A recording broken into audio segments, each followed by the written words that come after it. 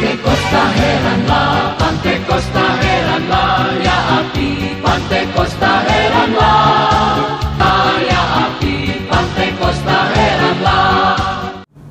Haleluya, Shalom, salam bahagia. Kita jumpa lagi di TV Pantekosta. Kita akan membahas tentang inilah kekuatan dan kekuasaan jahat si iblis. Pertama, penguasa maut. Dalam Ibrani 2 ayat 14, karena anak-anak itu adalah anak-anak dari darah dan daging, maka ia juga menjadi sama dengan mereka dan mendapat bagian dalam keadaan mereka, supaya oleh kematiannya ia memusnahkan dia, yaitu iblis yang berkuasa atas maut. Iblis adalah penguasa maut. Dia menginginkan setiap manusia ada di bawah kekuasaan kerajaan maut. Dia tindas, dia siksa, dan dia buat menderita. Akan tetapi Yesus datang ke dalam dunia, menghancurkan maut dan membinasakan kerajaan maut. Yang jelas, kedatangan Yesus, kematian Yesus memporak-porandakan, menumbangkan kerajaan maut. Iblis dilucuti, iblis dipermalukan. Yesus adalah pemenang. Secara otomatis setiap anak-anaknya adalah pemenang. Puji Tuhan. 2. Menelan mangsanya. Di dalam 1 Petrus 5 ayat 8, sadarlah dan berjaga-jagalah, lawanmu si iblis berjalan keliling sama seperti singa yang mengaum-ngaum mencari orang yang dapat ditelannya.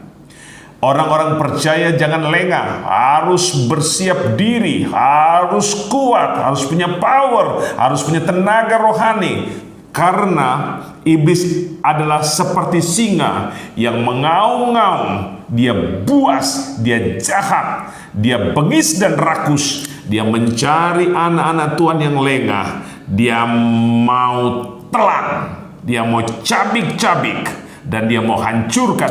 Waspadalah, ada singa dari Yehuda, yaitu Yesus Kristus, sebagai lawan tanding dari si singa iblis itu. Yesus sudah mengalahkan dia, menghancurkan dia. Maka dengan demikian setiap anak-anak Tuhan tidak dapat ditelan oleh iblis. Gunakan iman, gunakan firman, hiduplah di dalam Roh Kudus, maka kita akan melihat pertolongan Tuhan yang sangat ajaib. 3. Sumber dosa atau asal muasal dosa. 1 Yohanes 3 ayat 8. Barang siapa yang tetap berbuat dosa berasal dari iblis, sebab iblis berbuat dosa dari mulanya. Untuk inilah anak Allah menyatakan dirinya, yaitu supaya ia membinasakan perbuatan-perbuatan iblis itu. Iblis dari mulanya memang sudah berbuat dosa. Dia adalah sumber dosa, asal dari dosa. Dia menebar pada hati manusia. Dia menebar dan menyemaikan di dalam hidup manusia dosa demi dosa. Dan dosa itu bertumbuh. Memang ini adalah sifat dasar yang melekat pada iblis, si pendosa itu. Dia juga menginginkan semua manusia melakukan dosa, hidup dalam dosa, dan mati di dalam dosa. Kita harus tahu strateginya. Jangan sampai kita terbabit, terseret oleh si pendosa itu, si sumber dosa itu, si asal dari dosa itu. Tetapi kita semua yakin dan percaya bahwa darah Yesus sudah menebus kita. Kita sudah bebas, kita sudah merdeka, dan kita kuat di dalam Tuhan. Jangan lagi mau ditipu oleh iblis yang merupakan sumber dosa itu. Kenali siapa dia, hindari perbuatannya. Puji Tuhan. 4. Membangun dan memiliki jemaat. Di dalam Wahyu 2 ayat 9 Aku tahu kesusahanmu dan kemiskinanmu, namun engkau kaya. Dan fitnah mereka yang menyebut dirinya orang Yahudi, tetapi yang sebenarnya tidak demikian. Sebaliknya, mereka adalah jemaah iblis.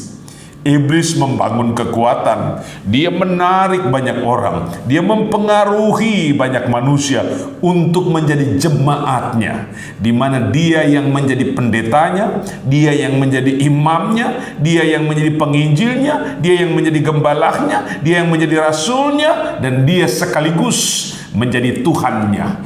Dia ingin disembah, dia ingin dipuji, dia ingin dihormati. Ia jahat. Jemaah iblis itu dia akan pelihara, dia akan bawa untuk masuk dalam kerajaan setan. Dan ujung dari semua pengikut-pengikut dan jemaah iblis ini adalah neraka yang kekal, api yang tidak akan padam selama-lamanya. Jangan mau ditipu dan jangan sampai mau menjadi jemaat dari iblis. Kita adalah jemaat dari Tuhan Yesus Kristus, Allah yang hidup. Puji nama Tuhan. Yang kelima, membangun takhta. Di dalam Wahyu 2 ayat 13, aku tahu di mana engkau diam, yaitu di sana, di tempat takhta iblis, dan engkau berpegang kepada namaku, dan engkau tidak menyangkal imanmu kepadaku, juga tidak pada zaman Antipas saksiku yang setia kepadaku, yang dibunuh di hadapan kamu, di mana iblis diam. Ini tentang jemaat Pergamus. Ternyata di situ kita lihat iblis membangun tahtanya, dia membangun tempat duduknya, tempat dia berkuasa. Memang di zaman gereja Pergamus, pada saat Yesus mengirimi surat kepada mereka melalui Yohanes, di Pergamus ada 7 sesembahan, ada 7 yang dipuja di situ, ada 7 dewa dan ada 7 kuil, di mana orang-orang Pergamus memuja iblis, mengagungkan iblis, sehingga di Pergamus ada takhta iblis. Hati-hati. Takhta iblis tempat dia berkuasa, tempat dia membuat doktrin, mengajarkan pengajaran-pengajaran sesat, mengajarkan ajaran-ajaran yang menyimpang untuk mempengaruhi orang banyak. Hati-hati dengan iblis. Hati-hati dengan semua tipu dayanya. Kita bukanlah jemaah iblis, tetapi kita adalah jemaat Tuhan. Kita bukan pengikut dari iblis, tapi kita punya raja yang bertakhta di surga. Haleluya. Namanya Yesus. Yang keenam, penuh dengan geram dan angkara murka. Di dalam Wahyu 12 ayat 12, karena itu bersukacitalah, hai surga, dan kamu sekalian yang diam di dalamnya. Celakalah kamu, hai bumi dan laut, karena iblis telah turun kepadamu dalam geramnya yang dahsyat, karena ia tahu bahwa waktunya sudah singkat. Iblis punya waktu gentayangan. Iblis punya waktu untuk mempengaruhi manusia. Iblis punya waktu dalam kekuasaannya, ada durasinya. Tapi dia tahu waktunya tidak lama lagi. Dia akan dirantai, diikat dan dikurung selama 1000 tahun lamanya, dan dia akan dilemparkan di lautan api dan tersiksa selama-lamanya. Karena dia tahu waktunya sudah singkat, dia marah, dan kemarahan itu akan dia tumpahkan. Kemarahannya itu akan dia tuntaskan kepada semua manusia. Dia ingin sekali membuat manusia itu hidup melarat, hidup dalam duka lara, hidup menderita, hidup dalam penyakit dan rupa-rupa keadaan yang menyiksa. Iblis penuh dengan angkara murka. Dia menggeram, dia mencakar manusia dengan bengis, dia mencabik-cabik manusia dengan ganasnya, dia menelan manusia dengan kelaparannya, dengan kebengisannya. Tapi ingat, Haleluya, kita punya Tuhan yang penuh dengan sayang, cinta, dan kasih. Jangan merapat kepada iblis, merapatlah kepada Yesus. Jangan sampai diikat oleh iblis, karena kita sudah dibebaskan oleh darah Yesus. Ketujuh, dia adalah profesor kebohongan. Dia bapak dari semua pendusta. Yohanes 8 ayat 44. Iblislah yang menjadi bapamu, dan kamu ingin melakukan keinginan-keinginan bapamu. Ia adalah pembunuh manusia sejak semula dan tidak hidup dalam kebenaran, sebab di dalam dia tidak ada kebenaran. Apabila ia berkata dusta, ia berkata atas kehendaknya sendiri, sebab ia adalah pendusta dan bapa segala dusta. Dia merupakan induk, asal muasal dari semua dusta. Dia ingin semua manusia itu menjadi pendusta. Dia mengajak anak-anak Tuhan, membujuk dan menggodanya untuk menjadi pendusta, karena dia adalah profesor dari kebohongan. Dia bapak, induk, asal dari semua kebohongan. Tuhan membenci kebohongan, karena Tuhan adalah kebenaran. Sifat yang melekat pada Tuhan adalah benar.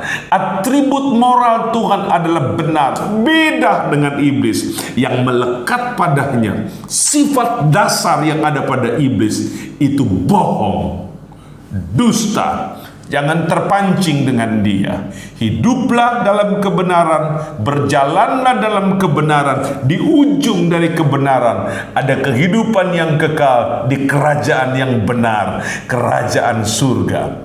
Sekarang yang terakhir saya mau tutup dengan sebuah ayat.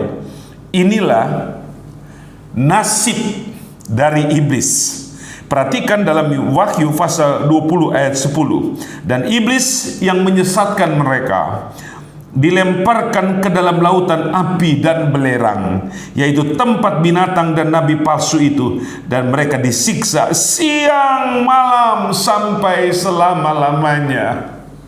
Kita sekarang sudah tahu nasib akhir daripada iblis. Ternyata ujung dari semua perbuatan iblis dan nasib akhirnya sudah sangat terang benderang. Dia dilemparkan ke dalam lautan api dan belerang, disiksa di sana siang dan malam sampai selama-lamanya. Dengan demikian kita sudah tahu semua pengikut iblis, nabi palsu, orang-orangnya, semua pengikutnya dan jemaatnya itu sama dilemparkan ke dalam lautan api dan disiksa siang malam sampai selama-lamanya.